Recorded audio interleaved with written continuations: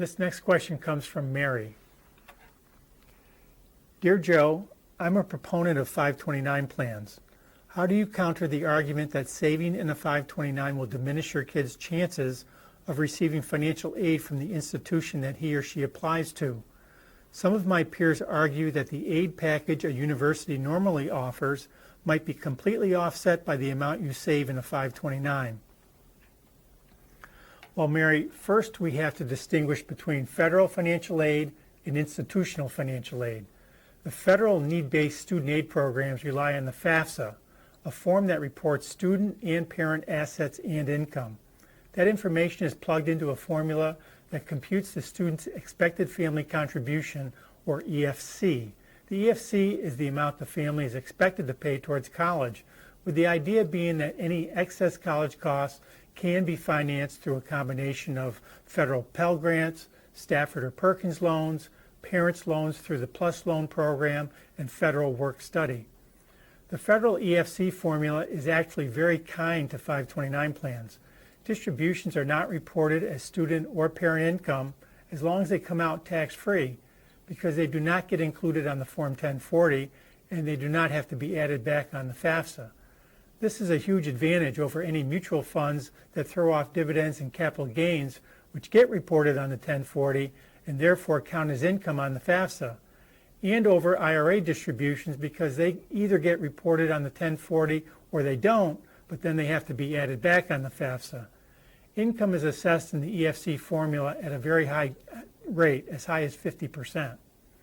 The asset value of the 529 plan is assessed in the EFC formula, but at the low parents rate of 5.64%. It could be less than 5.64% based on the parent's income level, and it could even be zero if assets stay below the asset protection allowance or if the student is eligible to file the simplified FAFSA form. Institutional financial aid refers to assistance that does not come from the government, but rather from the school's own resources. Of course, schools can do whatever they want with their own money, and they may develop their own policies with regard to the impact a 529 plan will have on any institutional aid eligibility. Some schools piggyback on the federal EFC, some rely on a different form called the CSS profile, and some come up with their own formulas.